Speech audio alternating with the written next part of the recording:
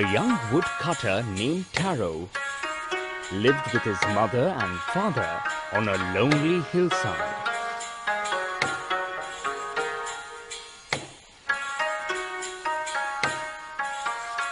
All day long he chopped wood in the forest. Though he worked very hard, he earned very little money.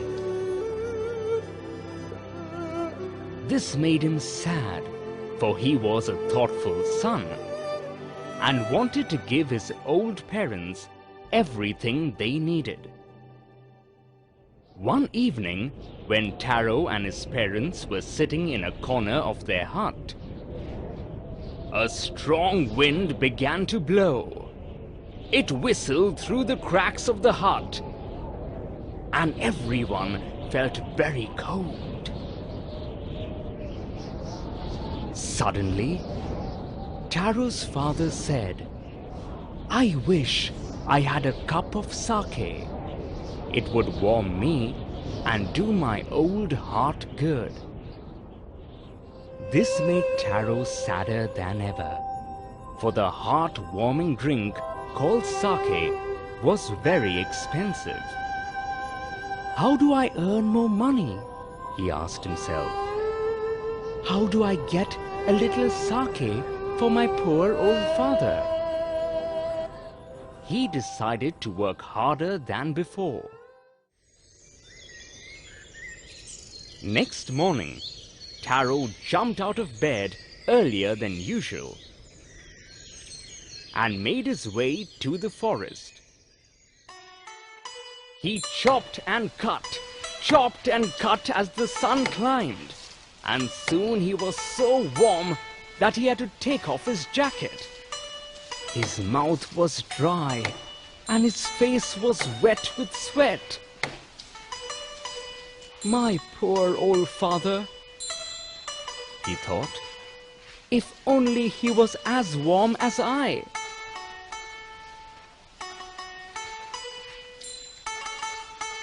And with that he began to chop even faster, thinking of the extra money he must earn to buy the sake to warm the old man's bones. Then suddenly, Taro stopped chopping. What was that sound he heard? Could it possibly be rushing water? Taro could not remember ever seeing or hearing a rushing stream in that part of the forest. He was thirsty.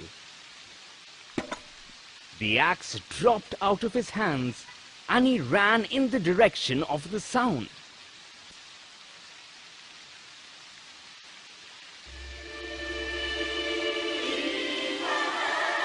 Taro saw a beautiful little waterfall hidden behind a rock.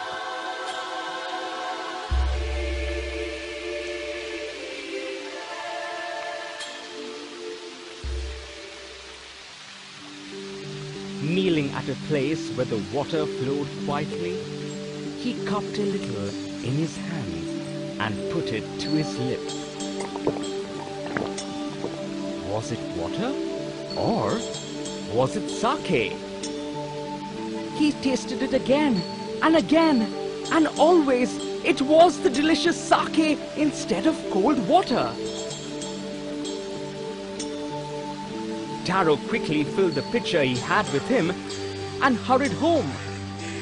The old man was delighted with the sake. After only one swallow of the liquid, he stopped shivering and did a little dance in the middle of the floor. That afternoon, a neighbor stopped by for a visit.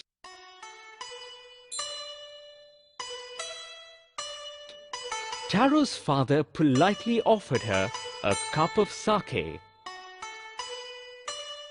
The lady drank it greedily and thanked the old man. Then Taro told her the story of the magic waterfall. Thanking them for the delicious drink, she left in a hurry. By nightfall, she She had spread the story throughout the whole village. That evening, there was a long procession of visitors to the woodcutter's house. Each man heard the story of the waterfall and took a sip of the sake. In less than an hour, the pitcher was empty. Next morning, Taro started for work even earlier than the morning before. He carried with him the largest pitcher he owned, for he intended first of all to go to the waterfall. When he reached it, he found to his great surprise all his neighbors there. They were carrying pitchers, jars, buckets, anything they could find to hold the magic sake. Then one villager knelt and held his mouth under the waterfall to drink. He drank again and again and then shouted angrily, "Water! Nothing but water!"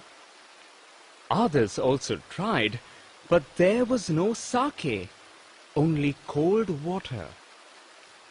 "We have been tricked!" shouted the villagers.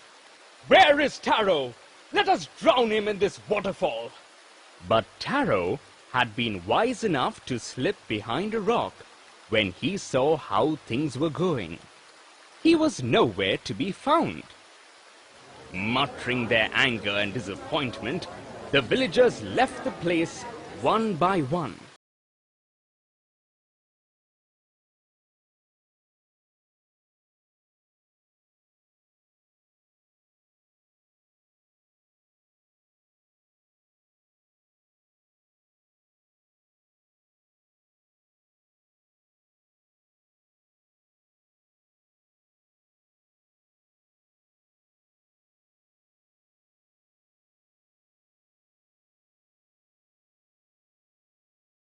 Gave only cold water.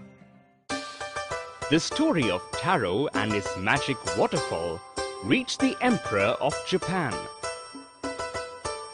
He sent for the young woodcutter and rewarded him with 20 pieces of gold for having been so good and kind. Then he named the most beautiful fountain in the city after Taro.